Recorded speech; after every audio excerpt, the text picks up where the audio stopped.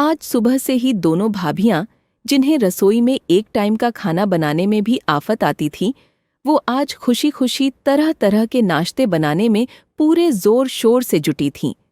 और दोनों बड़े भैया बैठक को करीने से सजाने में लगे थे। वैसे घर में कोई खुशी की बात नहीं थी, बल्कि आज वकील साहब आने वाले थे बाऊजी की वसीयत पढ़ने के लिए, दोनों भाइयों को उनका हिस्सा देने। वकील साहब के खाने की बहुत चिंता थी सभी को, पर मां उनकी किसी को फिक्र नहीं थी।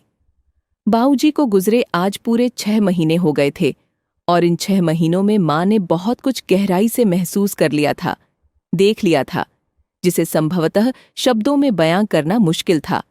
समय के साथ अपनों के बदलते रंग ढंग ने मां को आहत कर दिया था, परंतु चुप रहने के सिवा उनके पास कोई विकल्प नहीं था। बाऊजी के बाद दोनों भाई भाभियों को मां शायद बोझ लगने लगी थीं। उन्होंने कल ही वकील साहब के साथ साथ मुझे भी बुलवा लिया था, ताकि भविष्य में मेरे मन में भी कोई शंका न रहे।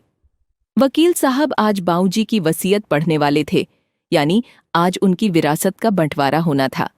सबके अंतर्मन में बहुत कुछ चल रहा था।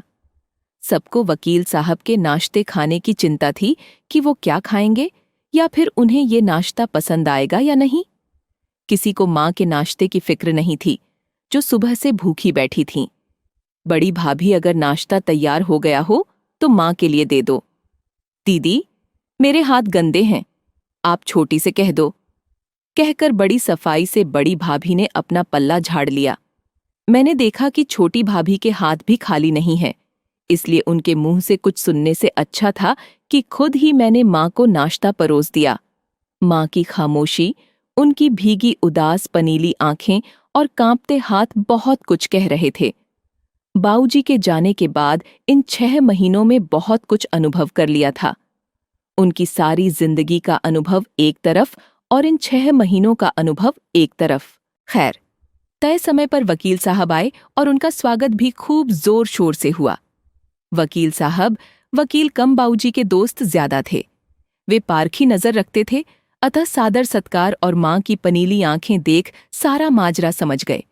जैसे ही वकील साहब ने वसीयत पढ़नी शुरू की, दोनों भाइयों और भाभियों के चेहरे के रंग बदल गए। दोनों भाई बाऊजी की अपार संपत्ति के आधे आधे वारिस होने का सपना देख रहे थे, किंतु हुआ उल्टा। अनुभवी बाऊजी ने अपने बेटे बहुओं की नीयत पहले ही भांप ली थी, अतः उनकी दूरदर्शी सोच ने सारा पासा पलट दिया। बाऊजी की सारी संपत्ति मां के नाम देख दोनों भाइयों के पैरों तले जमीन खिसक गई।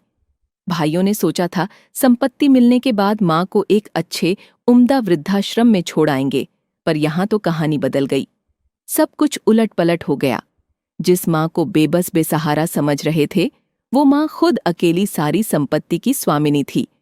ईश्वर की कृपा से बाऊजी के संपत्ति वैभव में कोई कमी नहीं थी। घर, फैक्ट्री, दुकान और बैंक बैलेंस सब कुछ अब मां के नाम था, और भविष्य में भी मां के बाद अर्थात उनकी मृत्यु के बाद समस्त संपत्ति के 3 बराबर हिस्से थे। एक एक दोनों भाइयों का और एक हिस्सा मेरा यानी उनकी बेटी का। मेरा हिस्सा सुनकर दोनों भाई भाभियों के चेहरों पर गुस्से, आश्चर्य और अफसोस के मिले जुले भाव आ रहे थे। क्या सोचा था और क्या हो गया?